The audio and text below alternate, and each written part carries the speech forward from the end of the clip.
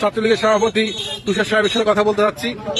সভাপতি সাহেব, আপনারা আজকে কেন এখানে আসছেন, কি হয়েছে? এখানে পুলিশও আসলো, চলে গেছে পুলিশ, কি কারণে আসছেন বলেন?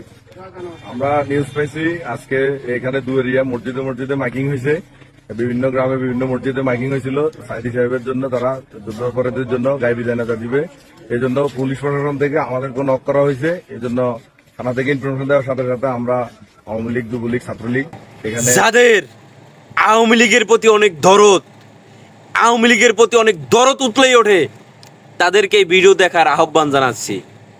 আপনারা দেখেন, বাংলাদেশের একজন বরেণ্য আলেম, সারা বিশ্বে তার তাফসির মানুষ বই হিসেবে পড়ে, অথচ সেই একজন আলেমকে এই বাংলাদেশে আওয়ামী লীগ যুদ্ধ অপরাধী ট্যাগ দিয়া বছরের পর বছর কারাগারে রাখছে এবং তাকে ষড়যন্ত্র করে শহীদ করা হয়েছে। তাকে শহীদ করার পরে তার জানাজাটুকু বাংলাদেশের মানুষ দিতে পারে নাই, তার গাইবি জানাজা পর্যন্ত বাংলাদেশের মানুষ দিতে পারে নাই এই আওয়ামী লীগের জন্য। এরপরও আপনাদের আওয়ামী লীগের প্রতি দরদ উতলাইয়ে ওঠে, আওয়ামী লীগের প্রতি আপনাদের সহানুভূতি জাগে।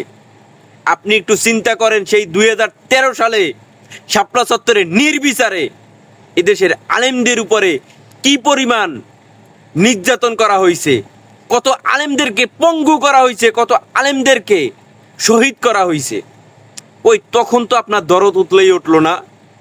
দরদ উতলেই ওঠে এখন আওয়ামী লীগ নেতাদের অপকর্মের বিচার যখন এই অন্তর্বর্তীকালীন সরকার নেওয়া শুরু করলো, অন্তর্বর্তীকালীন সরকার আইনের মাধ্যমে বিচার কাজ শুরু করলো, তখন আপনার খুব কষ্ট লাগে, তখন আপনার দরদ উতলেই ওঠে।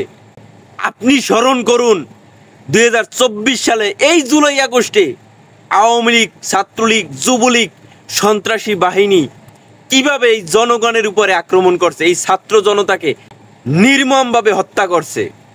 আপনার তখন এই সহানুভূতি কই ছিল?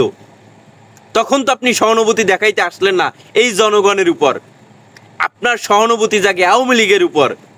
আমাদের বুঝতে বাকি নাই যে আওয়ামী লীগের উপর আপনার কেন সহানুভূতি জাগে, আওয়ামী লীগের প্রতি কেন আপনার এত প্রেম, কেন এত মায়া, কেন এত মহব্বত, এটা বুঝতে আমাদের বাকি নাই।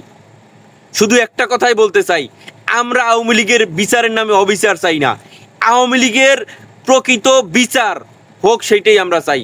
তারা যে অন্যায় করছে তার বিচারেই স্বাধীন বাংলাদেশে আমরা চাই, আর কিচ্ছু চাই না। আমরা চাই না যেভাবে জামাত এবং বিএনপি নেতাদেরকে বিচারের নামে অবিচার করছে, বছরের পর বছর মিথ্যা মামলা, জেল, জুলুম, হত্যা, গুম, খুন করছে, সেইগুলো আমরা চাই না। বরঞ্চ আওয়ামী লীগ এই যে অপকর্ম করছে, এই অপকর্মের বিচার বাংলাদেশের সুষ্ঠু আইনের মাধ্যমে আমরা চাই। এইটা কি চাওয়া অপরাধ? বলেন অপরাধ?